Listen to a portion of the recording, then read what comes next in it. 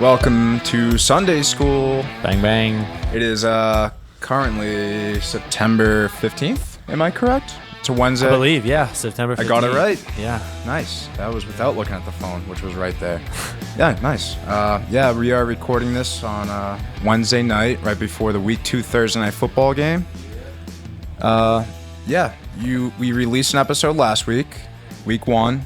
A lot of craziness happened. Lots of craziness. I have right here that it was actually the record number of underdogs on Week 1 to cover the spread. Ever on a Week 1. Which is funny because I feel like we liked a lot of the underdogs too. Not like, so, yeah. I mean, I liked a lot of the underdogs, but I didn't bet any of the underdogs. So right, not that we necessarily bet them, but we just we thought favorably. We went game through game, right. And I definitely said I liked the Steelers covering. Yeah, they won. You did say that exactly. And what did you bet the money line? Didn't you? I took a money line, and when are we gonna get another chance to talk about that, or could I? Oh yeah. Okay, yeah. Oh yeah. We'll circle back. We'll circle back. We'll circle back. But yeah, you liked a lot of the underdogs, and I did, yeah. I liked a few of them, but overall I did not come out positive last week. It happens. It happens. It was a tough Week 1. Yeah, I mean, I did not see a record number of underdogs covering that week. I very much liked a lot of those favorites. Yeah, so so looking at other Week 1 underdog performances, there was only 3 times in the past where there was 11 underdogs that covered on Week 1. So the Raiders were the ones that broke the record. It was tied, and then the Raiders broke the record to make it 12 underdogs to cover. Before that, there was only 3 other Week 1s where there was 11 underdogs to cover. So it was a crazy week. A lot of stuff to go over. And where would you like to kind of lead off? What was like the game that you thought was, either the most exciting or most underwhelming, most overwhelming? Just what's the game that like kind of just like after everything that happened was like really just bang, like right in your eyes? Like what was like the biggest thing? Well, I gotta say we have to acknowledge what the Detroit Lions did in terms of coming back on the 49ers. Yes. Maybe I'm a little biased because I had the Lions plus 9. But so look, real quick, I just think that game was fireworks. That was one of those games where, like, as a bettor, like when you find yourself in an awful situation and you just start saying yourself like out loud or in your head, like, oh, if only this happens, if this happens, and that happens, then that happens, maybe we got a chance. And like all those things happen. I can tell you. So I'm pretty sure on Week 1, the pod, I said that I liked the Lions covering that. I did not have them at all in my card with my bookie.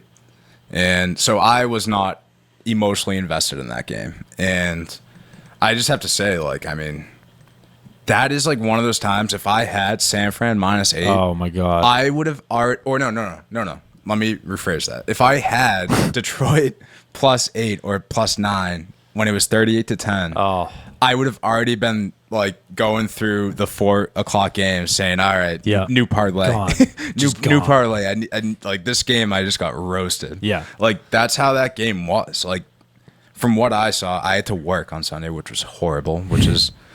You did. Yeah. You left uncharacteristically early. First Sunday of the year, I was not happy to. I had red zone. I had a good 1 p.m. to 2 p.m. red zone, time to myself with the boys. But then I had to go work. So yeah, I don't want to talk about that. Yeah. But I did miss a lot of, the games. Try to catch up on it and the highlights and all the important stuff. But yeah, that from what I saw in that game, it was like, all right, this 49ers team is just gonna steamroll them, and there's no coming back. But hey, Dan Campbell, man, he has that team fired up. They don't give up, and that team is like I have my eye on. Like I have my eye on them. I think we said it. This team is not going to be as bad as people think they are going to be. Sure, they lost, yeah, but they showed a lot of fight. Jared Goff showed that he can still check it down to his running backs. We saw DeAndre Swift and Jamal Williams like literally each get targeted. I think it combined like 20 times. Crazy, just these little dinks. Little dinks. That's what they want to do. And if you're gonna give it to them, then like watch out for this team. Lions strike me like they're going to be one of those 49ers and Lions both strike me like they're going to be those pesky teams that like the 49ers are going to come out fall flat in situations against teams that you're just like, what the hell happened? And then the 49ers are going to come out and like cover or like beat teams that you're like, they had no business doing that. They're going to be the thorns in bettors' sides. Oh, 100%. Those two teams. Yeah, it's never going to feel good betting Detroit plus points anytime. We're still going to do it as the year goes on. I know there's going to be plenty of weeks where I say, I am doing it. Right. I don't know if this will be the week, but you'll have to find out later on in the pod. Other craziness that happened throughout week 1. Did you catch the Washington versus Chargers game? In glimpses, I can't say. I was going back and forth through red zone. You know, we saw most of it. I wasn't able to see the entire thing, but both teams looked pretty good. Yeah, I mean, obviously, first things first is it sucks that Ryan Fitzpatrick is gone. Awful. I think we have him down for 6 to 8 weeks with a hip injury. Yep. It's a true bummer. Faux show. Yeah, it's you hate to see a quarterback go down week 1, especially a guy that's on a new team and it seemed like they had the recipe to have a really good stretch, like and put themselves in position to win the title for the NFC East. But now he's out. Taylor Heinecke is in, and before we go into the Thursday night, before that, so Washington's gonna be playing this Thursday. Right. That'll be one of the first games we talk about in week 2. Yeah, but. Did you see what happened in the stands of the Washington game? I didn't know. Supposedly, some Washington football fans literally got shit on. A pipe burst in one of the sections, and I guess I still have not seen the footage. I've only heard about it. They literally, people were, at least dozens of people got, the pipe burst, and they were getting sprayed on. They just thought it was like water. But then, maybe 5-10 seconds later, they realized that it wasn't just water. It was pretty much shit. It was sewage water? It was sewage. Straight sewage. And, I literally was just, thinking to myself, what would I do if that happened to me? And so what happened was Dan Schneider, I think they offered every fan that got shat on a choice of a ticket for the rest of the season, so they could choose a game that they would like to go to. Okay. They also got put in a suite for the rest of that game, the current game, week 1. Okay. And I'm almost positive they took them to the pro shop and gave them some new clothes. Is that enough for you? No. That's not enough. No. What else would you want? No. I can tell you right there, I'd be depending on the jersey, I'd be that I was wearing, if I wore a fresh, let's say a white Terry McLaurin jersey in that I'd be fucking heated. I'd be give me that money back. I'm you know what I mean? First off, I'd be asking for some demands, but I don't know. I'm just gonna say it. Pretty good starting point by Dan Schneider. I thought he wouldn't be able to, make amends with the fans there. Not a bad starting point. I'll say this. The pro shop is where this discussion begins. I'm saying, look. I'm going right there.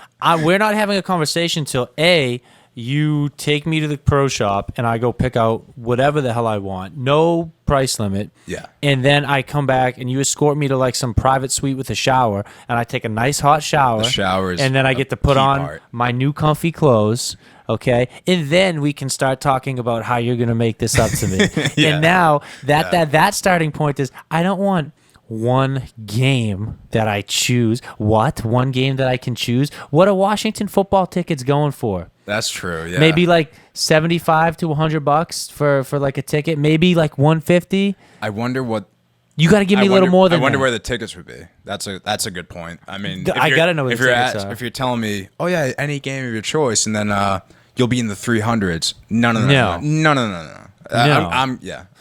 I'm the captain now. I get to tell you what I want. I would want them to say, hey, look, it doesn't. Actually, I would rather this. It doesn't necessarily have to be like luxury box seats or even like down in like the field or 50-yard line seats. But I'd expect them to say, hey, for the rest of this season, you want to come to a game? Give us a call. We'll find an open seat for you, and we'll put you somewhere. It wasn't too many people. One game. You're really only catering to, 25 people, 30 people? You gave them nothing. one you have so much money game in your pocket, to come back to. and they got shit on. So, yeah, I agree with that. Yeah, you should literally be, like, sucking their dick saying, like, hey, we're going to help you out. Please don't sue us. It's like one of those disrespectful things that could happen to a person. Just I know. Get covered in another person's So excited. shit and piss. You're ready to go back into a football stadium after COVID. You're pumped up. It's week 1. You're excited. And then a pipe burst. Ruining someone's week 1 of NFL season should be a crime. That should be a crime within itself. That should be punishable by jail time. The fact that's on week 1 makes it actually a lot worse. Like, son of a bitch. Yeah. So my follow-up question is, now that we know what Snyder did real quick. Yep. Let's bring it as Pats fans. Imagine week 1, you're at the Patriots-Dolphins game. Yes. And that happens to you. Let's say we're all sitting together and it happens to us. Yes. Would you accept Kraft's offer of like Pro Shop, suite, and let's just go ahead and say it's the suite with, like with maybe not him, but like some higher ups. Let's just say that. I don't know. You're like in there with some people that, I don't know. And then also they say game of your choice. Like really good seats at the 50. And we already know what game we're talking about. What that week means. 4. Yeah. That's what do you do? In person. I'm speaking like objectively. No. Here's all right. So let me rephrase that. Would you get shit on to go to the week 4 game? That's kind of where I was leading at. So would you like let's say just say it doesn't happen, and I say I can make that pipe burst and make you rain like have shit rain on you for a minute. So then basically, so I get covered in the shit. Then I get to go to the pro shop, then shower off, same kind of hang thing. out with Kraft, and then go to the Bucks game. Yeah. Yeah. For a minute. Yeah. You get shit on. They could probably pour acid on me. It's a very good answer because, I mean, 100%. I don't know how many Pats fans would be like, no, I wouldn't get shit on. No, dude, This game is like, everyone's like knockoff on going to this week 4 game that's going to come up in a few weeks is it's a lot of money and I'd rather just watch the broadcast. You know what I mean? But hey, if someone's going to say, go under that shit sprinkler for a minute and we'll give you tickets to that game, I'm probably going through that shit sprinkler. For seats in the 50-yard line, I'll fucking snow angel in the ground, and Kraft can take a nice pruny dump on me himself. Wow. Yeah, those tickets are gonna be that's gonna be the best football game in the history of the world. Yeah, especially for us who we literally grew up. I can't think of a more monumental game in the history of the NFL than Tom Brady coming back to play Bill Belichick and the Patriots in their new rookie quarterback. I know. That's the icing on the cake. After winning a Super Bowl. I know. I know, exactly. Was this written by an author? I can tell you what. If the Patriots win that game by, like, Mac Jones, 2-minute drill, touchdown. Oh, my God. That's written by, someone. That's written by a good author. There's a God. Someone's in there. That happens. Yeah, that's... that was some craziness that happened week 1, and all right. What else happened? There was a lot of injuries. We talked about Fitzpatrick. There was only a couple of other major ones to important players, and this is kind of like, in the fantasy world to keep an eye on. The most important ones were Raheem Mostert. We have found out now that he's out for the year. He had some kind of chipped cartilage in his knee, and I mean, he's just a guy that have you seen the episode of SpongeBob where the guy's like, every morning I break my legs, every afternoon I break my arms. Like this guy, Raheem Mostert, like it literally when someone like told me like, oh, Mostert's questionable return, I literally rolled my eyes and was just like, this is gonna be bad. Like, Yep. this guy is just made of glass. It's unbelievable. So made of glass. I feel bad for anyone that invested in him in any fantasy league or literally just anything. But the 49ers will keep moving on. They have plenty of running backs. So if you're a 49ers guy, I wouldn't really let that bother you. You know what I mean? Yep. Most are going down. If you still think the 49ers are good, you really shouldn't change your perspective there. One of the best receivers, the best receiver to go down to a pretty big injury was Jerry Judy. High ankle sprain. He's probably going to be out 6 to 8 weeks. Hate to see that happen to a young kid who last year everyone saw, the spurts and his flashes, but he didn't really have a great year last year. He had quite a few drops, and then week 1 he gets a high ankle sprain, so it's not a good start for him. No. It definitely, I was a little high on Denver, but like just after, especially seeing them put up 27 against I'm not going to call the Giants a good defense. You're not going to do that either. Average defense. Average. They're probably middle of the road defense. Yeah. Pretty impressive for that the Denver offense to put up 27 on a pretty their first game altogether with Teddy B. For sure. That's kind of what I took from that. But yeah, no, without Jerry Judy, this is a pretty big downgrade. But they do have some receivers to back that up. I do think they have some depth. That's exactly what I was gonna say. I think they're a deep team, like in the sense that like they really do. What is it? They got like Cortland Sutton, who's a stud, KJ Hamler, Tim Patrick, who is he's just kind of proven himself to be like Mr. like reliable. Yeah, everyone forgets about Tim. Yeah, I think it's a deep team. Obviously, it hurts. And the 2 tight ends, they have Noah Fan and Albert O. I just call him. I don't even. Yeah, no, don't. You can never try and get me to pronounce that one. No. But it's just Albert O. But yeah, they're a deep team. So we will see. It actually, I heard something interesting too on a mutual podcast that we both listen to, the Fantasy Footballers. How they basically threw a stat out there talking about how even before Jerry Judy got hurt, he was trailing, I guess, Sutton and Patrick in routes run, and he was like right about even with like Hamler. Really? Yeah. I did not know that. Which is interesting. Very interesting. Yeah. Wow. Okay then. Well, yeah, that's kind of just some important injuries that happened. Were there any else I missed that you can think of? Any other big injuries from week 1? No. T. Higgins almost gave me a goddamn heart attack. Oh, there's quite a few mini heart attacks throughout the day. Oh, my God. Well, I got a notification that he was getting carted off the field, and I literally, like, my heart was in my butthole at that point, and then I found it was just a cramp, like 15 minutes later. So yeah, that's good. There was a couple other guys, Lockett. Lockett. He went and then came right back and got a 69-yard touchdown. Word. And then who else was it? Deontay Johnson looked like he was in so much pain. He looked like he was out for the year with a broken back. I didn't even see the play, and I just saw him on the ground like in so much pain. I was like, oh my God, what happened to you? He's done. Poor guy. But hey, he came back and also got a touchdown. So yeah. Very interesting. Yeah, don't worry about those guys. They were pretty much fine.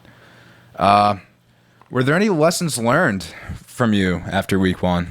Like anything that, let's say, could be a player or a team that, going into the season, you thought, you know what, this team is going to be like really bad, or like this, like, you know what, I think this team is going to be really good. And then week 1 happened, and now you're just like, oh man, I may have been wrong. So like, is there anything that you think you got wrong and you want to, Is there anything I think I got wrong? Let me think. I could go first. A player. If this, if you want to go player. Oh yeah. Okay, Want to go player first? If we go with something, if we go with something I got wrong, I was wrong about Tyrell Williams. He's a bum. He's an absolute bum. So glad you said it. Everyone was. He got a concussion. He was in protocol. Even before his concussion, he was absolutely bumming it. And when you saw him rumbling around in the field, it literally looked like he was an old man out there. Talk about someone who was like immobile. I couldn't be fading that guy any harder. Okay. After my high start on him. I mean, it's good to know that like not a lot of people had him in fantasy because it seemed to only be you. You're on a land of your own there. I really it's, was. It's cool. You tested out the waters and you stuck your toe in and you said, "I'm good." No, so it's good. Like, you learned a lesson. I did. It's cool. It's cool to cut bait at the right time. I did. I did. There's one guy that I'm willing to admit I have like literally no shares of this guy across anything, and I'm a little bummed out now. Can you maybe predict who this is? So you have no ownership of him, but you're bummed out? Yeah, I'm a little bummed out. He had a pretty good week. Like a few weeks before the season started, people were like, man, this doesn't look good. I wouldn't be drafting this player. I wouldn't be like, this is not a great offense. Like, just stay away from this guy. Like, interesting I think it's on a team that you like. It's not a team that I like. I'm a little Receiver. perplexed. A receiver, huh? Rookie receiver. Is it Jalen Waddle? No, it's actually Jamar Chase. Jamar Chase. Yeah. Wow. So I was very much off him for like the longest time, and then like it was like confirmation bias. Like when I saw him like making drops in preseason and like all this bad news about like the Bengals, I was like, oh my god, there's no way I'm gonna like ever get on this guy. Like, right. No, he looked really good from what I saw. I didn't get to catch the whole game, but I've seen some highlights. He burnt Patrick Pearson. I know Patrick Pearson's like a vet now and he's not in his prime, but there was some place he made him look silly. It reminded me a lot of Judy last year where maybe it didn't show up on the box score but like, I mean, he was making really crisp routes, making good catches like in the middle of the field. And he also got a 50-yard touchdown. So I mean that's not bad either. So this is a guy that like I was basically telling everyone I knew to like just don't waste a draft pick on this guy. Like, and he proved me wrong. Lesson learned. I'm gonna be keeping an eye on him, throwing him in some DraftKings and stuff going forward when I think they're gonna be in a shootout. So that's all. Yeah, I'll say real quick. I do have another lesson that I learned. I'll give you two more real quick, and we can save them. We can save the in-depth analysis because I know we're going to be talking about this team. I will say I am ready to crown that I am correct on Joe Burrow being the next Aaron Rodgers. I know it's only week 1, and you might call me crazy, but I think every week here on out, I'm going to sound a little less crazy. So keep that in mind. All right. Number 2, a team that I wouldn't necessarily say I was wrong about because in this aspect, I'm very high on them as a team, or was very high on them as a team. I would say after watching their game this week, I saw a certain aspect of their team get exposed, and it's making me worry. And that's the Los Angeles Rams. I think we'll talk about that. Ooh, okay, cool, cool. All right, don't spoil that one. No, we'll definitely get into that one. Another lesson learned. Just this is a team that I think I was wrong about, and it's the New Orleans Saints. I'm not ready to call this one like a complete loss. I thought this team was going to be like bad, like dumpster fire. Like I thought they're going to be last in the division, right? Which no longer I share that take. It's definitely going to be the Falcons. Yeah, man. Rule number 1 of all betting is just don't bet on the Falcons for me ever. Jameis looked good, was very efficient. I like before the week started, like I heard all this like sharp money was going on like the Saints, and I was like, I wasn't seeing it. I was like, come on, like what? This is kind of a little bit of like a revenge toward Last Dance thing for Rodgers, and but you know what? Yeah, no, the Saints D line, they're good. They didn't make Rodgers feel comfortable, and the Saints offense, even without Michael Thomas, they look like they can at least be efficient and put up some points. Like they might not wow the world, but they might be able to win some games behind a good coach. I think Sean Payton's a pretty good coach. I like Sean Payton. I think that's probably going to be one of those teams that you see hovering around like the 9-8 mark. And when they shouldn't be though, right? Like, and yeah, that's a team. like Michael Thomas needs to get back sooner rather than later if they're going to make any run at the playoffs. Hey, maybe I'm still wrong. Like, maybe they can still go like whatever 5-3 to start the season without him. Maybe. We'll see. Yeah, I don't know what their schedule looks like, but Divisional opponent upcoming against the Panthers this week. Yeah, it's a big one. At Carolina. We'll talk about that for sure. It's at Carolina? I believe it's at Carolina. Wow. All right. I'll have to double check, but I believe they're giving Carolina 3.5 at Carolina. They are. And that is a good transition into the week 2 matchups. Let's just get into it. Bang, let's do it. Let's start off with week 2. Saints at Carolina.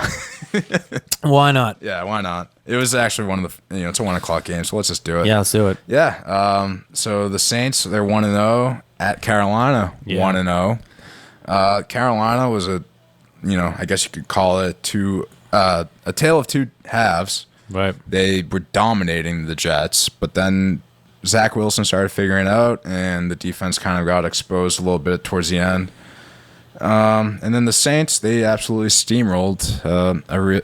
I'm still going to call them a pretty good Packers team. So, yeah, what do you think's going to happen here? What are you looking at? Is Saints minus? I have them -3 at Carolina. Yeah, so probably roughly the same. Although I will say in this situation, depending on where you get your lines from, 3 and 3.5 is a big difference, especially in a divisional game. I'm sorry, were you seeing 3.5 on yours? Mine had 3.5. Okay, yours is 3. I can definitely, to be honest, folks out there, and bettors, I'm sure you can understand that 3 versus 3.5 actually does make a big difference. That's probably the biggest one. I think so. Yeah, 3 versus 3.5, and then 7 and 7.5. Yeah, those are the two biggest. Like half points. Yeah, for sure. So yeah, it does change it. It does change things. I will say divisional games, you never really know what can happen. I feel like both these teams are pretty similar, right? They're both pretty similar. I feel like they are both kind of like finding new identities. Like they have new quarterbacks. Yep. Like they kind of have a lot to prove. Here's what I guess. Quarterbacks are playing for something. I mean, Jameis, after the season, I don't think he's got it. Yeah, I think this is the last year on his contract, no? I believe so, yeah. And then Darnold, they actually took his 5th-year option, but still, he has to show something this year. So he does. Yeah, no, this is a big game. It is. For both quarterbacks. Huge for both quarterbacks. Yeah. I think in this situation, I'm not going to try to I'll say this right now. I'm not confident in it. Don't ride with me on this. But if I had to give an edge to a team, I'm just going to go with who I think has the slightly better quarterback and the slightly better. I'll say I think the Saints have a slightly better quarterback. I think they have a slightly better defense, and I think they have a slightly better coach. And in that case, I'll give a slight edge to the Saints. Okay. This is a tough one for me. Right now, I actually have Carolina as my pick in this one, +3. I don't hate it at all. They're at home. I definitely like what Sam Darnold showed, I guess. And, he didn't light the world on fire or anything, but the Saints team, and literally as I talked about how I learned my lesson that the Saints are a good team. I also just think Carolina's they're an under the radar team, and they're at home getting 3. I think this is gonna be a tight one, so I'm willing to take the +3. All right. If I had to bet this game, so not on your card. Not on my card. Not on my card either. Yep. Right. So as we go through these picks, we'll let you know if it's on our card or not on our card. We don't feel great about either of these, but we gave our picks anyways. Yep. Just we'll keep track. Keep track just of anyways. Yeah. Just because. Yeah. All right. So we went for the first Sunday game, but it would be stupid to not talk about the Thursday night football game, which is going to happen tonight. We're recording this Wednesday, but when you're listening to this, it's happening tonight. Thursday night football. Yeah. We last week we had a really exciting one, points scored and everything. Brady, Dak put on really good performances, and then we got now Daniel Jones versus Taylor Heinecke. It's quite a big turn of events here.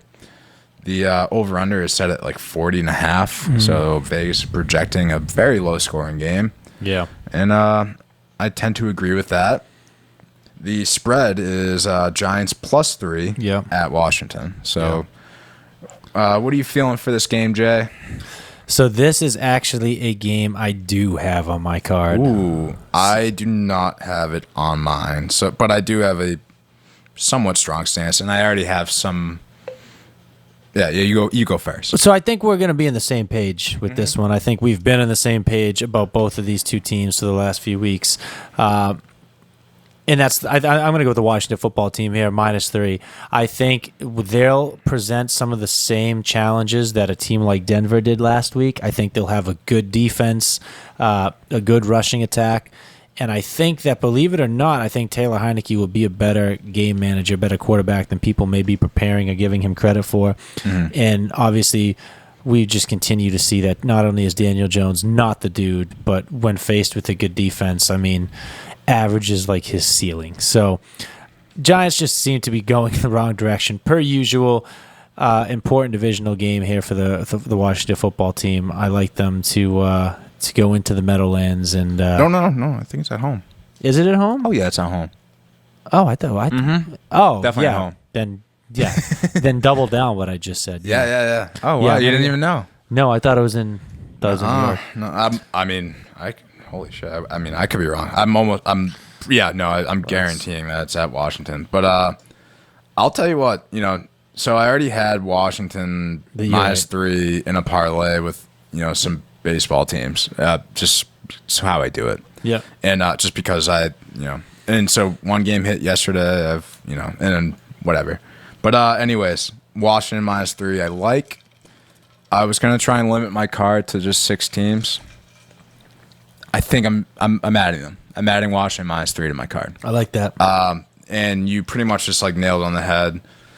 This offense for the Giants is not one that, if they struggled against the Broncos, they're going to struggle against Washington. For sure. And and the Washington football team offense, I have to I just remember the playoff game against the Bucs last year, and I just remember seeing Taylor Heinecke in this offense, and I was like, there's some potential here. 100%. I don't think they want him to be the starter next year, but I was like, you know what? This kid is showing some spunk. This kid, and I have here that his career completion percentage is 64%. His yards gained per pass attempt is 6.4, not great. Yards gained per pass completion is 10 yards, and those are all very similar with Tyrod Taylor's career numbers. So he's not gonna wow you with these deep throws or anything, but I think he's gonna be able to move the ball, move the chains. Yeah. Exactly. And I know Antonio Gibson's a little banged up. Yes or no? I think from what I saw, it was more so just he got a good workload in Sunday and was a little bruised. It was more just short week type. Cool. So he's fine. Yeah, that's good. Well, that's good news for me because I'm going to be betting on Washington. There you go. Exactly. All right. That's we got one. That's so for everyone listening. That is on both of our cards. Bang. These will all be put out on our story on Sunday School _HB. Actually, yeah, and we got some cool new templates coming in too that we can use. So hell yeah, we'll be posting some stuff for the people. Sweet. So I hope you guys get on that. I know some people are thinking the Giants, but don't think like them. Don't overthink it. Washington's got a better defense, so it's gonna be low scoring. So who do you want? The better defense. Great. All right. Better defense. Next game, we got, let's see. It is the Houston Texans that you so much love. They were your mortal lock last week. They were. And you hit. I did. But they're not playing Jacksonville again. No. And they're not at home. No. They're going to Cleveland. Yeah. Yeah. Pretty good defense over there. Cleveland did lose to the Kansas City Chiefs. Right. I actually, before that, I think on week 1 episode, I ended up pivoting and was on the Chiefs side. But before that, I definitely like a month ago, I was like, oh, the Browns are definitely going to have a good shot at winning that game. So they kept it close. They did. Put up a good fight. I believe they covered, right? Ultimately, they did cover. Yeah. If you got plus 5.5, I think. Right. I think they lost by 4. Yeah. So yeah, they put up a good fight against a rival. I'm willing to call them a rival now. Those two. Certified. Yeah, Kansas City, they have trouble with them. So, yeah, they had trouble with them in the playoffs last year. And yeah, the Browns have a good recipe. They have a really good run team, pretty good O-line, pretty good weapons. OBJ wasn't there once again. He's still a bitch. And then, yeah, defense was pretty good, but they were playing the Chiefs. How do you think your Texans will fare against the Browns in a plus 12.5 spread game? So I feel like this is one of those ones where they're just begging you to take the points. They're begging you. I think they are.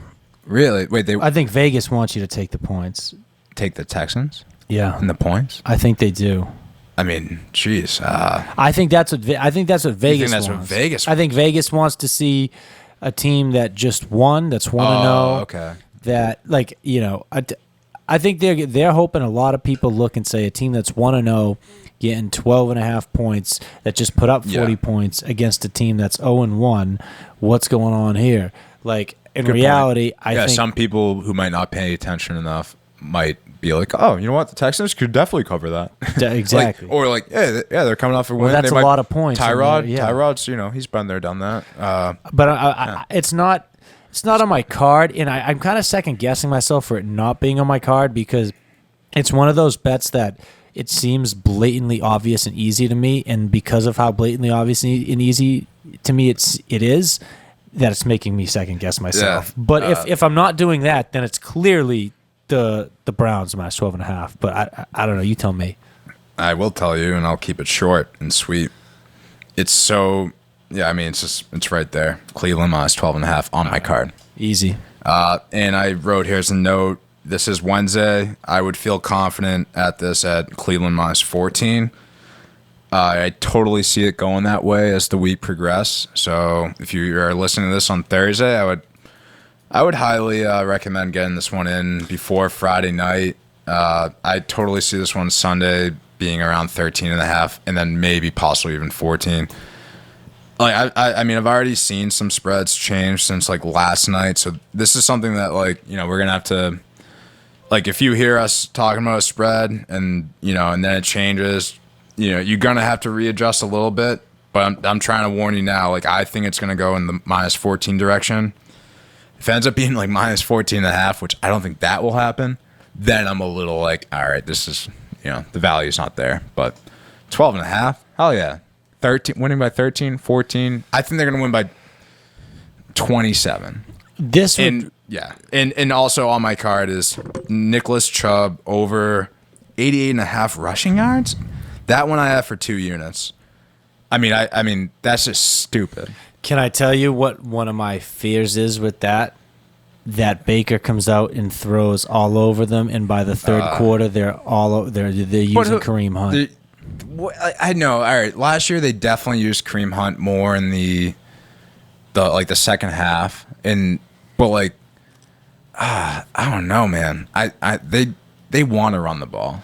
Oh, they do. Like, Chubb should get over. First quarter, I think Chubb gets 50 rushing yards. He could. First quarter. He easily could. So and I have them projected to have the lead the entire game. So to me, I just think that's stupid. I don't have the opportunity to make these right now. I can't customize my own lines or anything, but right. I would customize it to Nick Chubb over 175.5 rushing yards. I think he's gonna get 200.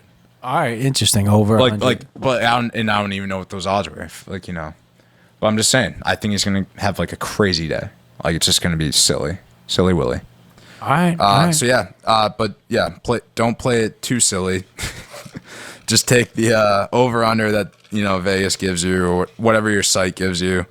I saw somewhere today that it was sitting around 88.5. That's my lock of the week. Right.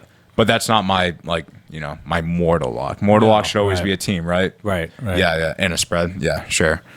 So yeah, that's my favorite prop bet of the week, Nicholas Chubb. And then also I have Cleveland minus 12.5. The next game, this is an interesting one.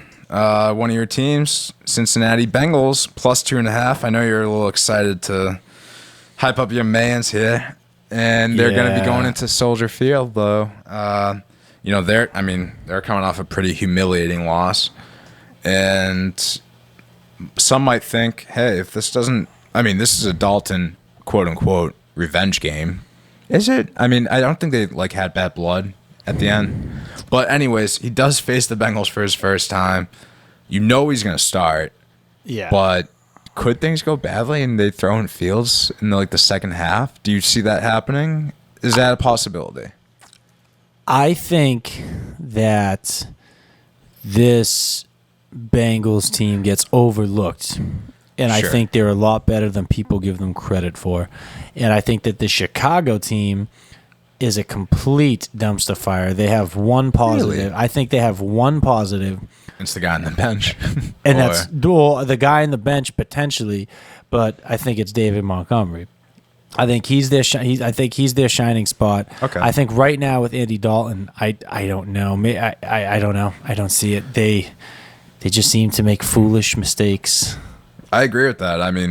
Right now, why bet on a team that, I don't know why you would want to bet on a team that, right now, when I saw a clip of, Justin Fields getting the rushing touchdown. Yeah. And, everyone just seemed obviously, touchdown celebrations are, everyone's riled up, but, it just seemed like everyone that was on the field for that moment was, really, they gravitated towards him. They were pumped for him, and they were like, yeah, let's go. They really felt it. And then they went back to Dalton, and the team kind of just, gave up. Right. And so as long as Dalton's out there, I'm worried about the rest of the team, playing for him. You know what I mean? I think the rest of the team right now wants Fields. They know, all right, we're not going to be anything special with Andy Dalton. So, yeah. So Dalton is starting this game. I do not have this game on my card just because of I do respect the Bears' defense a little bit more than the Bengals. The Bears are at home, coming off a tough loss. And Andy Dalton, say what you want about him, he doesn't give you a good ceiling.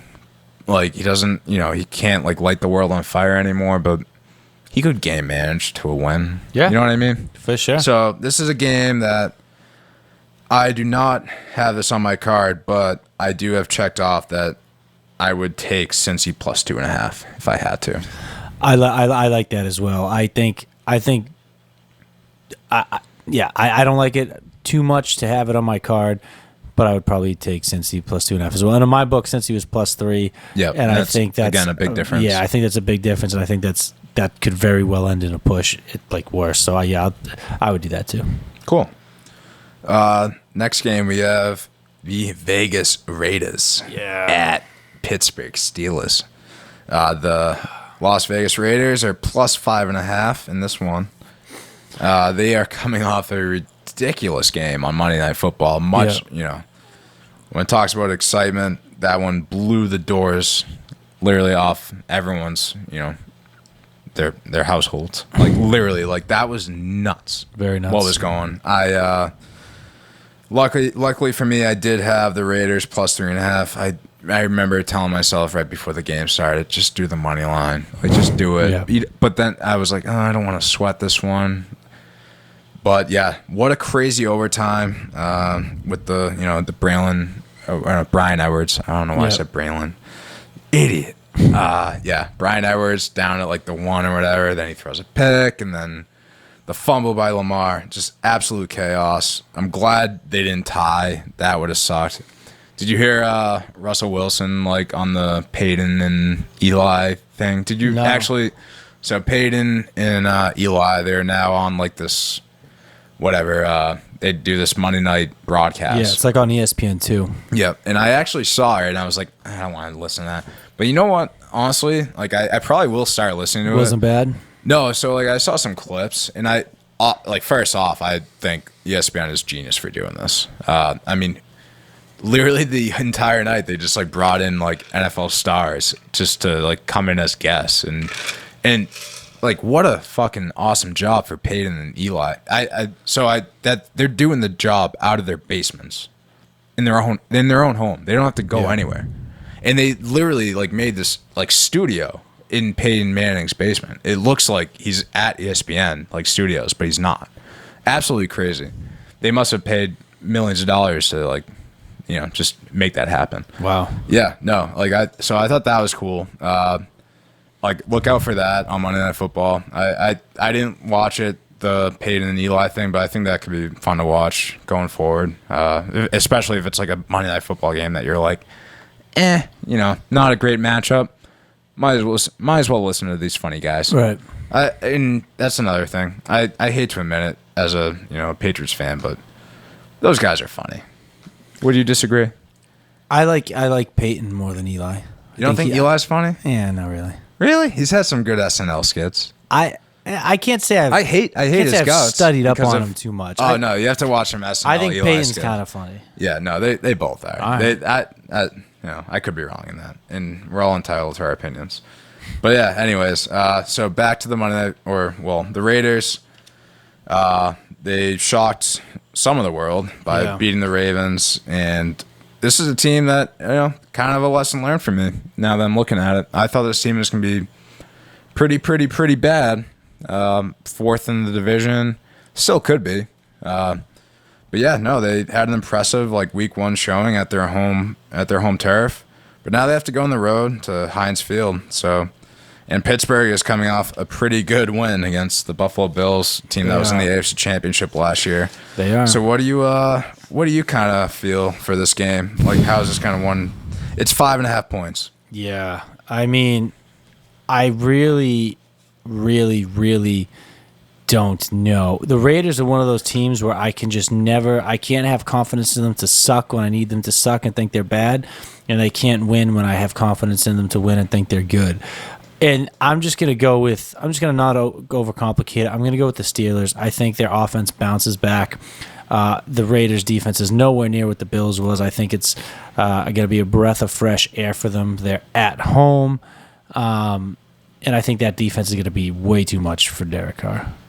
I tend to agree with you on that one. And, I actually, this might have to be I'm not going to put them on my card tonight. But they might be a late ad. They might be a late ad. Yeah, I'm thinking that too because they're not on mine, but I'm very much So thinking Pittsburgh that. minus 5.5, very intriguing.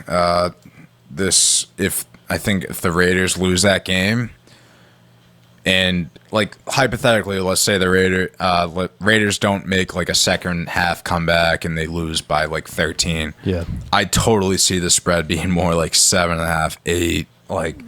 So they're getting some respect just because they won. And yeah, I know I just said literally 3 minutes ago they may have taught me a lesson here. They might be good, but they had some very ugly moments. They did in the first half, and against a good defense. See, the Ravens, they were kind of banged up. They who did they lose? The corner, Marcus Peters. Yep, Marcus Peters. They just lost him, and I didn't think they were a great defense going into that. Even with Marcus Peters, I thought they were middle of the road. Yeah. So now that you're playing Pitt, who just literally stopped what some people were calling as one of the favorites for MVP, Josh Allen. Josh Allen looked back to his sophomore year, Josh Allen.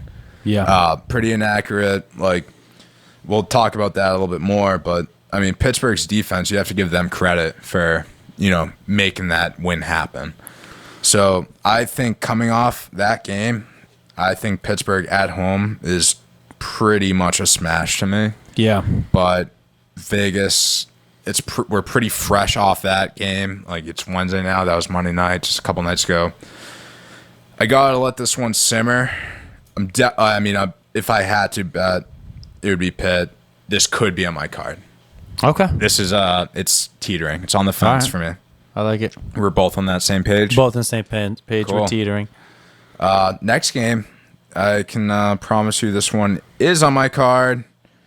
It is the Los Angeles Rams at Indianapolis Colts. Okay. Yeah, let's get into it. All right. I'm gonna let you go first, but as I have been. But I mean, just first things first. I mean, the Rams. If you were watching Sunday night, they looked as advertised. If you do end up listening to the Week 1 show that we did last week, that is gonna also, show up tomorrow. You would know that I am a very big Rams fan this year, very big Stafford fan, and they showed out. Their offense looks insane. Their defense, to me, looks insane. And, I don't know what I don't get it. The Colts, they got absolutely, steamrolled. All right, I said I was going to let you go first, but I just, this is the Rams. No, yeah, take it. So, yeah, no, the Colts, to me, I get it, they're at home, but, they were at home last week. And Seattle, a team that, in the past, the most recent years, they have been a great road team, especially starting off the year. And I mean, Seattle had no problems. I was working, but what was the final score of that game? Seattle beat them pretty handily. Pretty handedly, yeah. Pretty. So yeah, I mean, to me, this is a don't overthink it game. The Rams are a better team than the Seahawks. And the Seahawks handle this Indy team at home, so don't be afraid of this. If you liked what you saw on Sunday Night Football, like I did, then I just don't see why you wouldn't be hammering the Los Angeles Rams. So I had them -4 in a parlay. I did that early on in the week once it first came out, and now that I'm seeing it -3.5, I am wondering what the fuck is going on with people in their heads. What are people drinking? What are people smoking? This one does not add up. This, I'll announce my mortal lock at the end of the week, but this could be it. All right. You go. So I said earlier in the show, I'll try to be quick here. I said earlier in the show that I saw a weakness in the Rams and they might make me eat my words, but something that I want to point out is that everybody's talking about Matt Stafford and this team's offense, and I agree. Their offense looked pretty good, almost as good as advertised, even without. What do you mean almost? Almost, I still want to see it, in motion for a few more weeks, Okay, even without Cam It's only Akers one back week. there. It's only 1 week. Okay. But here's what I will say, and the idea first clicked in my head when I was watching the intro of the game and I saw the lineups for both teams. And on paper, I was way more impressed with the Bears' defense, their plays on defense, than the Rams were. And the more I thought about it, and the more I watched the Rams, their defense seemed to dominate more so as a result of the Bears just being a dumpster fire and Andy Dalton shitting his pants. I think that's a good defense. I actually think it could be a really good defense potentially. I don't think it's the most dominating defense in football, the best defense in football. I don't think it's actually even right now a very good defense for a few reasons. I think we saw when you took the ball out of Andy Dalton's hands and you put it in the David Montgomery's, he ran all over them. And that was behind a putrid offensive line, just an awful offensive line that I think helped expose the Bears' weaknesses and made the Rams' defense look even better. But then again, other than Jalen Ramsey and Aaron Donald's, that is a team with a lot of fringe players on defense starting and playing important roles. Okay. They don't strike me to be the dominant deep defense, and I think they might get exposed when they start playing some divisional games. Interesting. Well, I mean, I could be wrong. I'm not going to bring up the Rams roster right now, but I mean, I think other than those top two studs at very, very key positions, I mean, if you talk defense and you're a GM right now, what positions would you want your best players at? I would pick a really, really good cornerback, and I'd pick a really good defensive tackle. Agreed. And they have the best defensive tackle that may have ever seen in our lives. Right. And Jalen Ramsey, he falls in my top 3. So to me, I wouldn't take that lightly. Is where I'm at. Definitely not taking. And when you're facing, who are they? Yeah, Indianapolis, who has literally right now no receivers. True. Michael Pittman didn't do anything last week against Seattle, And I mean, what makes you think he's going to do anything against the Rams? And then I also think, all right, who else do they have on offense? Like, it's just Jonathan Taylor. Like, what are you going to do? Rely on Jonathan Taylor to put up 20? Here's the thing. If you're going to beat the Rams, you better put up, I think you have to put up 27 points. Well, did Quentin Nelson play last week? Yep. He did? Yeah. I didn't really get to see how he did, but he played. Everyone played. Interesting. Everyone played for the Colts. Everyone's back. Everyone played for the Rams, it seems like, and everyone's back. And just receiving core for the Rams is, Van Jefferson showed out. Higbee. Yeah. I don't know how the Colts, a good defense. I like the Colts defense. I don't know how they're going to be able to keep up. There just seems to be too many weapons for the Rams. And so that's where I land. I don't see the Colts putting up more than 24, and every single game I have the Rams for 30. I have the Rams averaging 30 at least every single game. All right. The 3.5 to me is stupid, easy peasy. It's in my card. All right. You don't have this game on your card, but if you had to pick, I don't have the game on my card. If I had to pick, I would probably take the Rams -4, but this I really feel weird about it. I do. Okay, cool.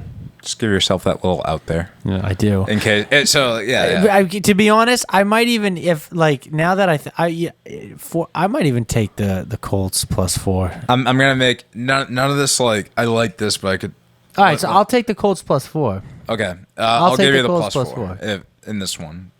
My bookie has it 3.5. I'll give you the 4. All right, yeah, give me. I'll take this the could 4. change. And I think it should. I don't know. On Tuesday night, literally last night, it was -4, and today it's -3.5. So I don't know what's happening. But yeah, I'll give you the +4. All right, I'll take 4. I'll take them. We'll put you down for that. Next game, we have the San Francisco 49ers at the Philadelphia Eagles. Both teams are 1-1. 1-0. Silly me. Trey Lance made his debut, but Jimmy G still got most of the time. Trey Lance threw his first touchdown. That was cool. A lot happened in this game. Last week with San Fran is, they made Trey Sermon a completely healthy scratch. Raheem Mostert goes down. Now they have Elijah Mitchell. You really, from a betting standpoint, shouldn't put too much too much emphasis on this whole running back carousel. I think for me, the thing to worry about is who's playing quarterback. Are the receivers for the 49ers good to go? I'm most worried about Brandon Ayuk, who really didn't play. So it wasn't until 12:54 p.m. on Sunday until I heard that there was some rumors that Brandon Ayuk was just going to be a punt return guy. Right. And that pretty much was the case. He did not get any targets, I don't think, and he got literally 0 catches. And so as am I panicked? Being a guy that liked Brandon Ayuk, I have to say a little bit, but I think it was more so just about how he was down with a hamstring injury at like 10 days before the season started, so they just had him sit. I think they're just letting him get fully healthy, which is probably smart by them. They're probably thinking, you know what, we're going to handle this team pretty easily without Brandon Ayuk. We don't need him for this game. That's my stance on that. So this is a big week. If he's not up to speed yet, then I'd be a little bit worried about their receiving core going forward. But yeah, they go to Philly. Philly showed out for me. Philly, I thought they were going to, I literally had them down for an 0-7 start. Yeah. So I already got the first win out of the way. But this is a team I'm not willing to say that I learned my lesson, that this team is good. You know what? Jalen Hurts is going to be... you can't Jalen Hurts is going to be the next Lamar Jackson. Right. Look at, Rager and Devontae Smith and Goddard. And Like, look at all this. Like, I'm not willing to go there. They still have a lot of things to fix. Their O-line, I will give them this. I think their O-line looked a little bit better from what I saw, and that was a huge problem, and that's literally what got Carson Wentz, like, kicked out of Philly. It's because he looked so bad behind that horrible offensive line that he had to be behind. So, yeah, no, this is a pretty, like, Philly, you know, they could make some noise. I'm not willing to say that they're a threat by any means. I'm still thinking of them as one of, like, the worst teams in the NFC East, right with the Giants. So, what do you feel like for this game? Justin, the San Francisco 49ers are favored by 3. Yeah. At the link. I don't really know who to pick here, but I do have on my card the over of 50.5. The over is at 50.5? 50.5. Ooh. And I like that because I really think this could end up a shootout between both teams. Okay. I don't really have confidence in either team's defense. And the Eagles are showing me that they're, a more competent offensive squad than Jared Goff and the Lions. So I wouldn't be surprised to, see the overhit here. That's what I'm going to pick out of that game. As far as again, I wouldn't pick either of these teams to put on my card. I'll put the over on my card. If I had to pick either one, Eagles plus 3.5 or San Fran minus 3.5, I'm going to go out on the limb and I'm going to take the Eagles plus 3.5. Cool. You have it at plus 3.5 right now? That's what I saw it at. Yeah. I saw that. It was plus 3.5 on Tuesday. Now it's Wednesday, and I have it at minus 3. Okay. So it seems like it's trending in that direction. So I'm going to just go ahead and say I actually don't even have a pick here. I actually didn't. This is like one of the games I didn't check off. And so, yeah, it's not on my card. And, yeah, no, this is a toughie. I think it could go either way. I'm not a big believer in San Fran, just like season long, or Philly season long. I mean, San Fran show that they can, like, give up that many points to Detroit offense. Right. That isn't really good. Man. Yeah. With a lot of uncertainty with the San Fran offense, I'd be willing to go plus 3 Philly here. Yeah, I'm in. But not on my card. No, not on my card either. Not on my card. Cool, yeah. All right, next game. We got, let's talk about our hometown boys, the New England Patriots. Yeah. They're not hometown this week, though. They have to go to the New York Jets. The Jets, they came up short against Carolina, as we talked about earlier. And so did the New England Patriots. They came up short against the Miami Dolphins this past week. Yeah, I mean, we all know what happened, and it was not a pretty sight. A game that the Patriots should have won. They let go. Do they come back in this one and start off the year 1-1?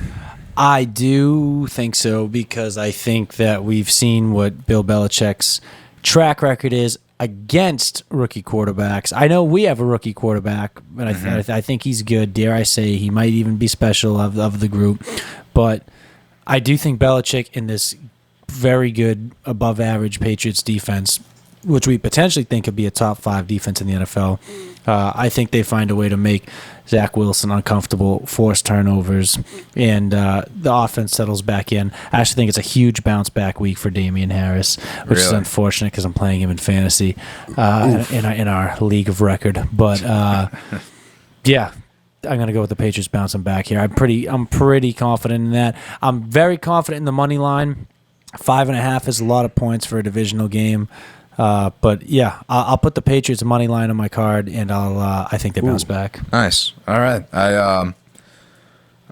This was a game that, so going into the season, I totally thought that the Dolphins were going to be the team to cakewalk over, and that the Jets were going to give you the bigger battle. And now that I know, I mean, Flores has a good, I think he's going to be a good coach for Miami, and that team is just always going to be a pest.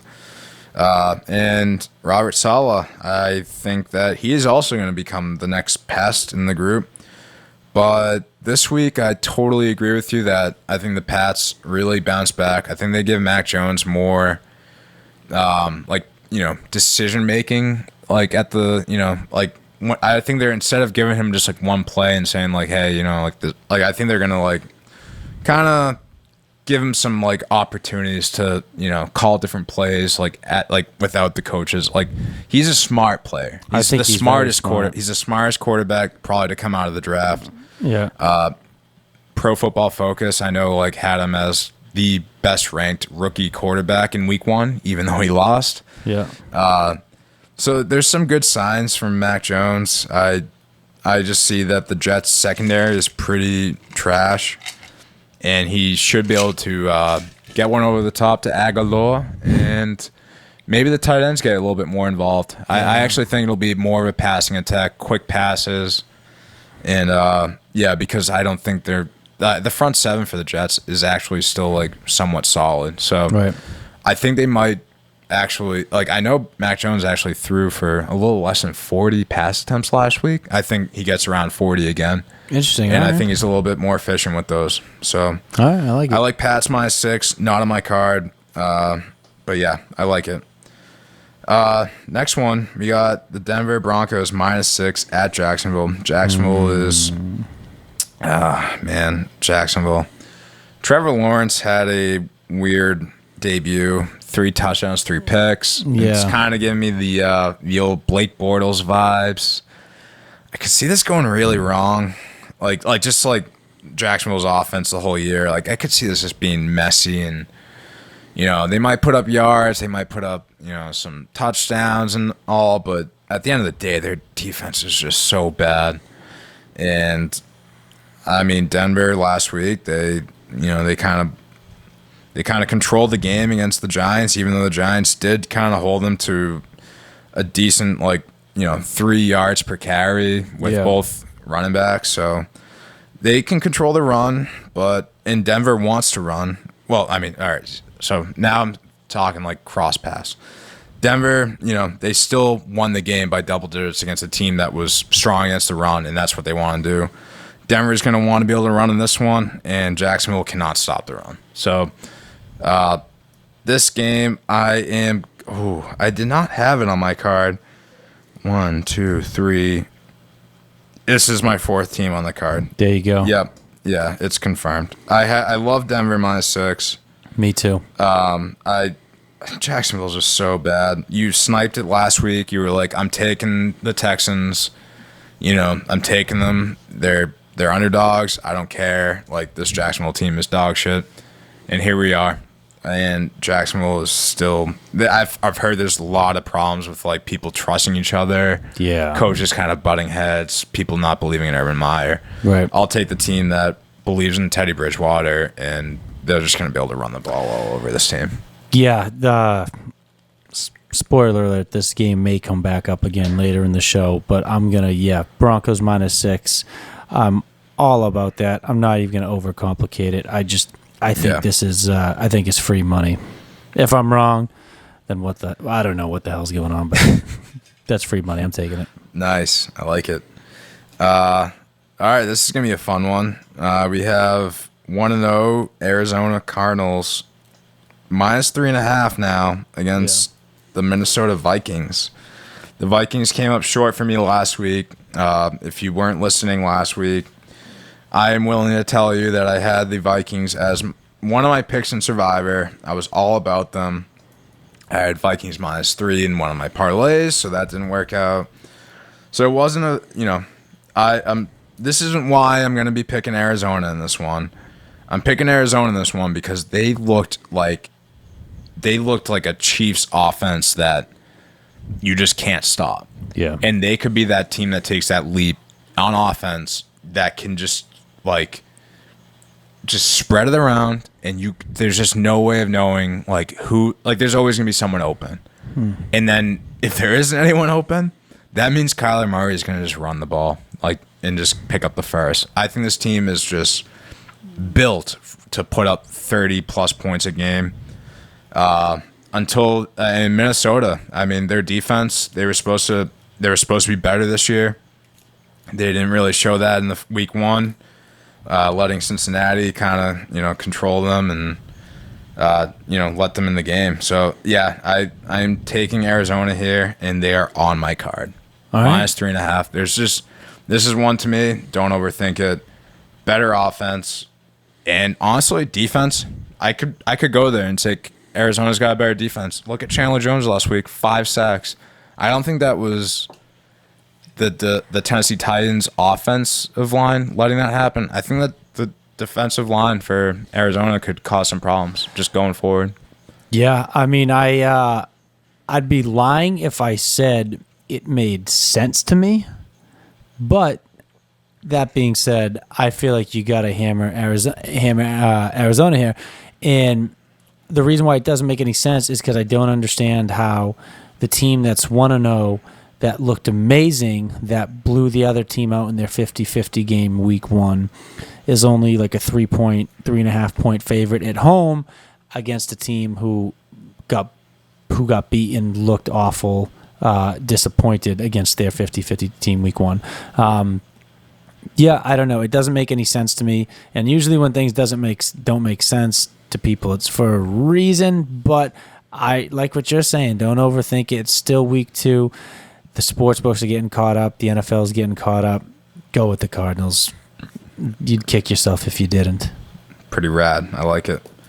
Let's go to another game that is on my card, and it might be on yours.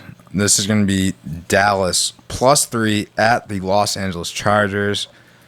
Just sitting with you, I know that before the season started, you really liked the Chargers, and so did I.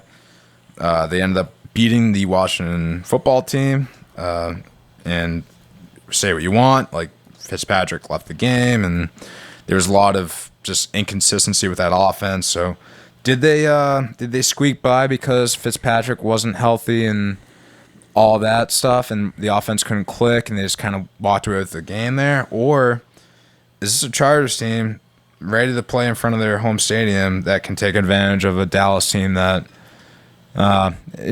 isn't great on defense? And I mean, they showed out on offense against a good Tampa defense. So I think Vegas got this spread right, just right off the bat, and +3. I think this will be a pretty good game. So what side are you kind of leaning towards? This is, Beers. I want to hear your take first. I want to hear your take. All right. I am leaning towards, and it makes me sick to say this, but the Dallas Cowboys +3. Yeah. They showed me enough where, like, all I was kind of worried about with this team having a slow start was Dak Prescott. And he showed me that he is totally fine. We were worried about him mentally being ready. He's mentally ready. He's physically ready. And I totally like this Chargers defense. I don't think they are elite. I think as I said at the opening, like for this take, is I think they kind of are just getting a little bit too much hype because they kind of had an easy matchup last week dealing with Fitzpatrick out of the game, and then now Washington has to have a completely different game plan with Heinecke. That's those two guys are totally different quarterbacks. And so for that reason, I think the Chargers are being a little bit, so right now Vegas, if it was on a neutral field, they would have this as a pick 'em. Right. And if I had to pick the better team right now, a better offense for me is definitely Dallas. And that's with Michael Gallup being out for a while. And I think Zeke has a bounce back here. The Chargers' front seven isn't spectacular against the run. Yeah. And I'll take the +3 in this one, and I'll let you go. That's where I'm at. So I don't want to overanalyze because I'm really not sure here. I think the biggest thing for me that would help me make this decision is knowing kind of the state of the Dallas Cowboys as a team, right? And what I mean by that is they strike me that the type of team that coming out on opening night, losing a heartbreaker to Tom Brady after giving it their all, I feel like they're the type of team, and they can prove me wrong, that would like let that separate them and bring them apart, as opposed to like make them like bear down and get ready for the next week and the task at hand. Like I don't know if they have like that mental toughness, that leadership from the top. I've said it time and time again, I don't like Mike McCarthy. I don't think he's good. Yeah. And we all know Jerry Jones is a problem. I don't know. I think on paper, I think the Cowboys should be good enough to go beat the Chargers. I just really worry about how they respond as a team. So I don't know. I'm gonna ride with you and just say, based upon what I saw week 1, that the Cowboys getting points, I like their chances to come out and at least cover, if not outright win the game. But it's interesting. I don't think I'd be shocked either way. Cool. All right. Yeah. That should be a really good game. Very good. Let's all right, we have one more game before we end the prime time. It's the Seattle-Tennessee game. Seattle came off a very hot start. Some people thought, they were going to come off slow. I don't think I was one of those people. But, yeah, no, Russell Wilson looked good. The receiving core looked good. And Tennessee, I mean, whatever you say about them, they looked bad. O-line looked bad. They couldn't get their offense going. They had some just garbage time, like touchdowns that were just meaningless. This should be, I think Mike Vrabel should have his team fired up, ready for this game. But, I mean, going into Seattle, man, that's a tough place to go into. Where are you thinking? What are you thinking for this? 5.5 for Tennessee. Yeah, it's just I'm going to go with Tennessee here. Really? Yeah, I'm going to take Tennessee minus 5.5. I think this team finds a way to bounce back, and even if they're not able to come up and go into Seattle with the W, I still think it's a respectable game, and I honestly see it coming down to like a field goal, something like that. I don't know. I can't. I don't know. I'm not going to try to, again, keep it simple. I think the Titans are better than they are, and I think they'll come out and play better, and I think they'll cover 5.5. I'm actually on the other side here. I think Seattle proved me wrong a little bit. Like, I didn't think they were great coming out, but then they showed me that they can face a pretty good defense and put up some points pretty quickly and efficiently. And if they're doing that against the Colts at home, they should be able to do that against the Tennessee Titans. So they were at Indy doing that. At Seattle, I think they can do that against a worse defense. Tennessee is worse than the Colts defense. I think there's like this misconception that Tennessee has a good defense, and they're really not. They have a lot of problems in the secondary, and like I just see this possibly going into like the blowout direction. I'm not like banking on that, but yeah. If I had to pick, Seattle minus 5.5 is my pick. All right. Let's get into the primetime games. This is like, if you're an NFL fan, you should be pumped up about this one being a Sunday night game. We got Kansas City minus 3.5 at Baltimore. That's gonna be fun to watch. After watching Baltimore, that offense, like, it could be good even without like some of those pieces. Like, and all those pieces are just running backs and Rashad Bateman. But like Sammy Watkins showed out a little bit in little spurts, and Hollywood came out with a pretty good debut. Mark Andrews somewhat quiet, but we all know what he can do. And their running game, man. I mean, I think they're going to be able to keep up. But I mean, Kansas City obviously is the best offense in the league and solid defense. What are you thinking? Minus 3.5 for Kansas City. That half a point. I hate that half a point. Half a point sucks. Yeah. I would say if you got the option, obviously is this is kind of like a politician's way out. If you have the chance to buy that half a point down to minus 3, I think you should definitely do it. But if you're not and you don't, I think I'm still going to go with the Chiefs minus 3.5. I think they're just a better overall team right now at this point. I think the Ravens, I think they're struggling to still find their offensive identity after losing their three first running backs. And then obviously it's a big hit losing Marcus Peters on defense, like we mentioned earlier in the show. But that being said, their offense still looked pretty elite the other day. They showed they were a tough, resilient team. I mean, the Browns came out and really gave them everything. They punched them in the mouth, from trick plays to going for it on fourth down to 2-point conversions. And we saw the Chiefs able to be resilient and stick it out. I'm going to go with the Chiefs minus 3.5. Wow, okay. This goes, this is the last game of my card. Or maybe it isn't. There's a Monday Night Football game coming up after. There is. I said 6 to 8 teams. Right now I have 1, 2, 3, 4.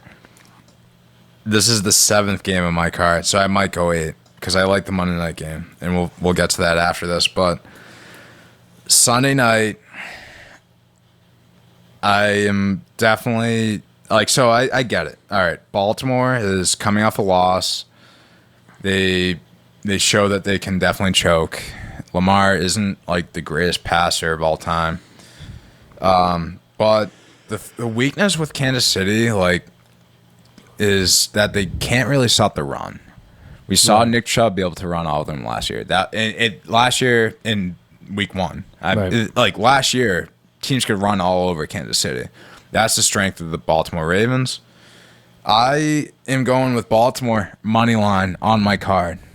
Wow. On my card.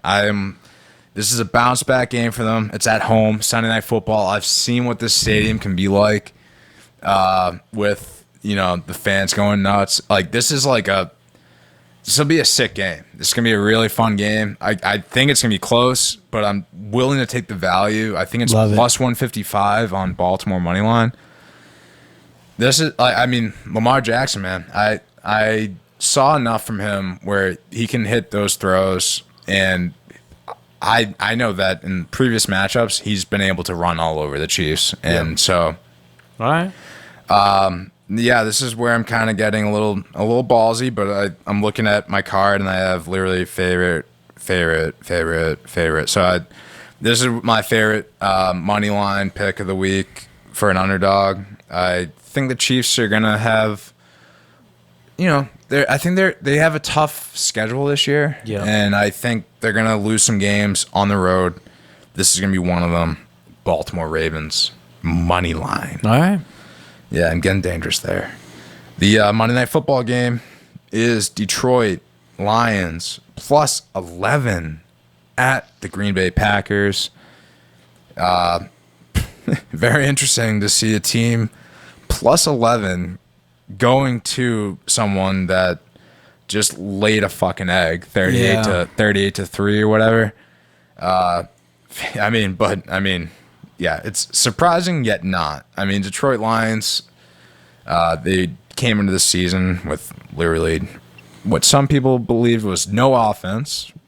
I would start to say, they have some resemblance of an offense. They have a quarterback that was once in the Super Bowl, so he's been there, and he's a little pissed off. When it comes to people who are pissed off in this league, Justin, Jared Goff has to be one of the most pissed off guys. If he's got it in him. He just came from literally one of the best situations in the league. Yeah. With the Rams, great defense, great weapons, great coach, great offensive mind. And he gets, maybe Sean McVay knows something, and just knows, you know what, you're not as good as we thought you were. So that's why he got traded. But hey, maybe he's not as good as advertised, but I also don't think he's in the bottom of the league. I think there's some other starting quarterbacks that are worse than Jared Goff. This could be a really interesting matchup, division game. Detroit, we saw them battle back against the San Francisco 49ers coming down. They were down 38 to 10 in the third quarter. Cover that one. Do we see a backdoor cover in this one, Justin? What are you thinking? Or maybe they just went outright. Is that a possibility?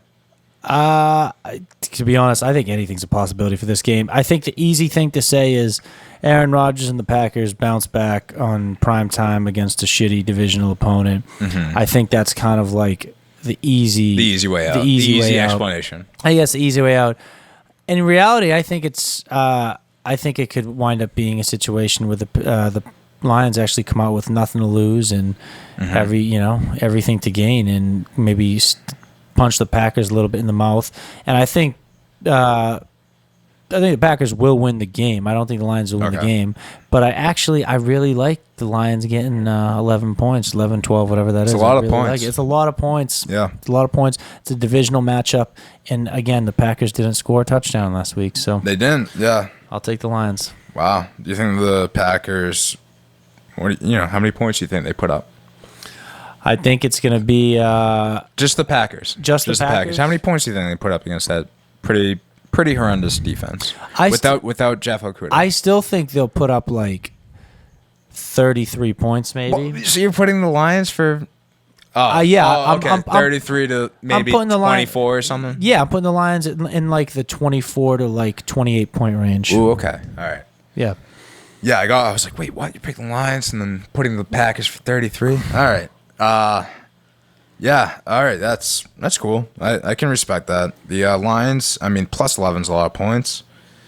I'm actually going to be going with the Green Bay Packers here. All right. I've been flip-flopping on this one for a bit, but I just have to think to myself, this Green Bay offense, I know the weaknesses. It's the O-line. They have a few injuries there, and I never like an offense that has bad O-line.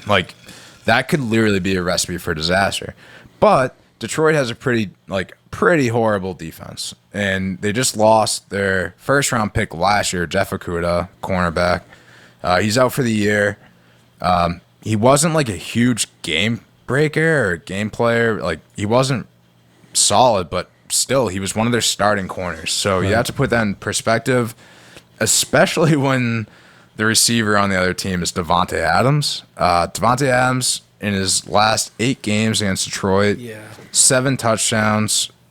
This is since 2012. So it's second most against the Detroit Lions in that span. Can you guess who has more touchdowns than Davante Adams in that span? So we're not including quarterbacks? So this is, receivers, tight ends, or running backs. Maybe not running backs. So receiving touchdowns versus the Detroit Lions since 2015. Davante Adams has the second most in the NFL. Really? Who do I think? Who's number second one? most against them since 2012. 2015. Who's number one?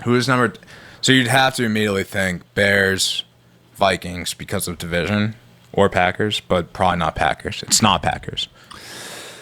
Or it doesn't have to be a division rival, but I would probably bet that.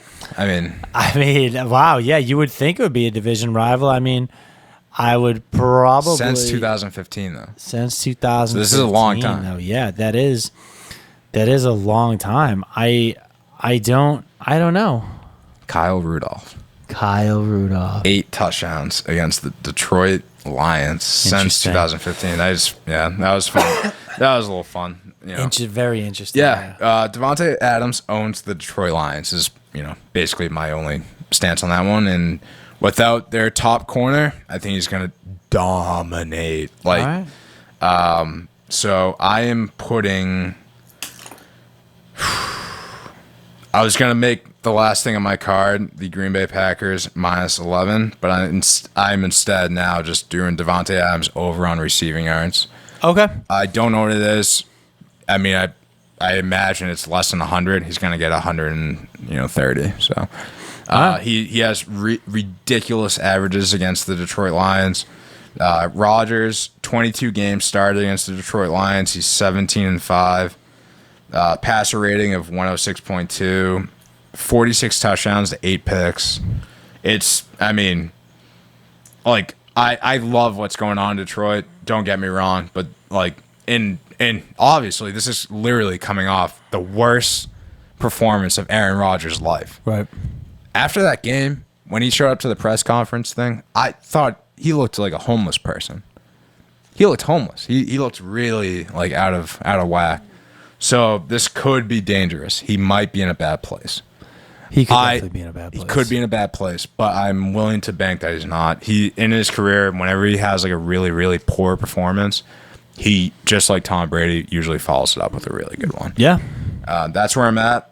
So I'm actually, so the last thing on my card will be Davante Adams over on receiving yards, whatever your bookie offers you. Take it.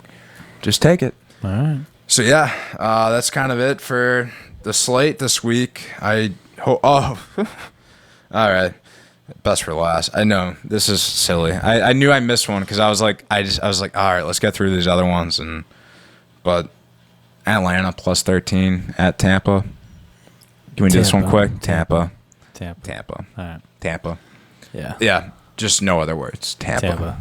All right. Cool.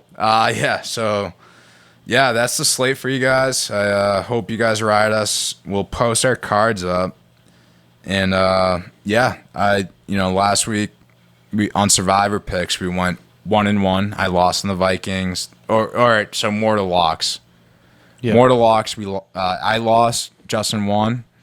We're gonna do that again. So more to lock right now. Who is your more to lock in a spread? Yeah. Who is it out of all the guys on your card? Yeah, I'm gonna keep it simple, and I'm just gonna go ahead and say Denver -6. Yeah. I think that's one that if they were playing a few weeks from now, it would open up at like Denver minus like 8 or 9. I think it's Denver's still getting a little benefit from the Trevor Lawrence hype train, and it's still being early on in the year. I think the Broncos come out and beat them by 2 scores. Cool. I very much like that. I had them on my card. It will not be my mortal lock.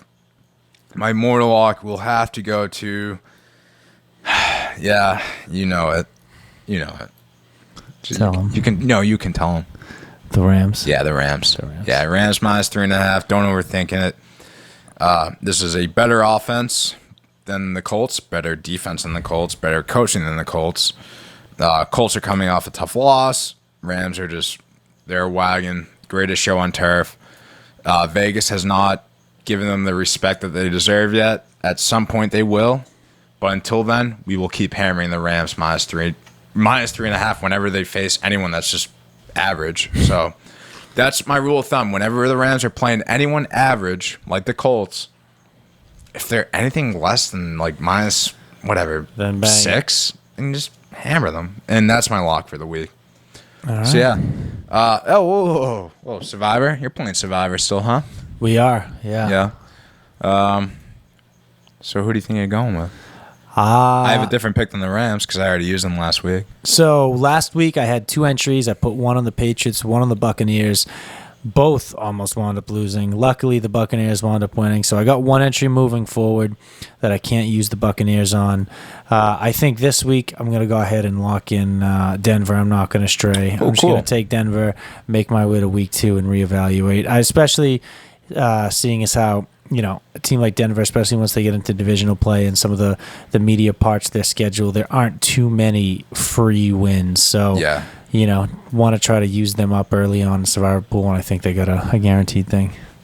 And I'm going to go pretty simplistic here. I'm going with the Cleveland Browns. I am not buying that this Houston Texans football team will be able to. I mean, they already got their win out of the way. I don't think they have too many in them. So No, me neither. Browns are a dynamite team. This is a good week to use them if you're trying to just get to week 3. And that's what I'm going to be doing. And if the Texans somehow win, just know that I am just hurting myself. I know last episode we kind of ended on some fantasy news. Do you have any fantasy little stuff to look out for? Any players to look out for? I know waiver wires have probably already hit and people have already picked their guys up. Such as, Elijah Mitchell was the hottest guy that everyone wanted. He went for in a fab league, he went for 55 in our league. I saw some leagues he went for over 80% of your fab budget. Anyone else that maybe snuck through the waivers and that you're keeping an eye on that you're telling our homies to look out for? As far as people to keep a waiver wire eye on, I didn't see too many things over the week 1 that impressed me out of people that probably wouldn't likely be rostered already. Mm-hmm. I will say one thing I learned about. You have a pretty good league, so right. So I feel like you can name some guys on some teams' benches. Though. So I mean, I think. Wow, I'm trying to think. I think honestly, I really like your guy Osborne out of the Vikings. I think that's a guy who I think a lot of people are going to be looking. You think to he's pick worth up. an ad? I think he's probably worth an ad at this point. I haven't done that. Yeah, I only DraftKings KJ Osborne last week because I was like, oh, he's the number 3 receiver on the Vikings, and they're going to smash the Bengals. Right. They did not smash the Bengals, but KJ Osborne was a really nice DraftKings play. He won me a little like hometown cash lineup. I wasn't in the same one as you, so KJ Osborne helped me. Yeah, there you go, big time. So yeah, that was a good play by me. To my own horn there, pat myself in the back. Yeah, other guys that could surprise that might still be on our waivers. He's still on our waivers. Mark Ingram. Yeah, I was looking at him earlier. To be he's honest. a guy that I'm not picking him up right now, considering my running back depth and everything. But like, that's a guy that he seems like he could be the leading ball carrier for the Houston Texans, a team that wants to run. I don't know how bad your running back depth is. Mine isn't too bad because I'm me. All right, I shouldn't be, talking so highly of myself. But yeah, I would totally be on him if I had some running back trouble. He could help you in these next couple of weeks, especially if you're, if you got an injury or something. I'd keep an eye on that guy. Also, running backs, I know, running backs are hard to find. So this one's just funny to me. It sounds gross coming out of my mouth, but Carlos Hyde, I don't hate it at all. Yeah, is some guy that could help you out, and I'm just gonna like I saw a screenshot someone put out there, and they were just like, "What the fuck is happening?" And it was like, it must have been like going into halftime or something or whatever. And James Robinson had 5 carries for 25 yards, so five yards per carry, pretty good, pretty good number for the NFL, right? Yeah. Carlos Hyde had 9 carries, so more than James Robinson for 40-something carries, 44 yards or something. So I mean, he wasn't doing bad with his carries. Almost the and same he actually average. he had more than James Robinson. So who knows what Urban Meyers what's going on in his head? Carlos Hyde is a guy that it might look ugly, but hey, you might get one good year out of him here. You definitely might. Yeah, that's kind of all I got. That is all I got too. Yeah, that's pretty much it. I'm ready for week 2 of football. Oh man, I'm so excited. Thank you for listening to Sunday School. As I said earlier, we had our week 1 episode a little delayed, so if you want to listen to that, it's quite a long one. If you see that and you're a little intimidated and you don't want to listen, well, I mean, that's your loss. But, I mean, you get, in that episode, we literally talk about some of our teams that we like for the full season. But, yeah, I understand, if you, we talk about the lines, you can see what we thought. But, yeah, this week, I think we're gonna have a pretty good week. I think we learned our lessons, and we're gonna put up a positive units. For sure. Definitely. Sure. That's the plan. Yeah. Nick Chubb. Let's do it. All right, let's do it. All right. Peace out, homies. Later. That was another episode of Sunday School. See ya.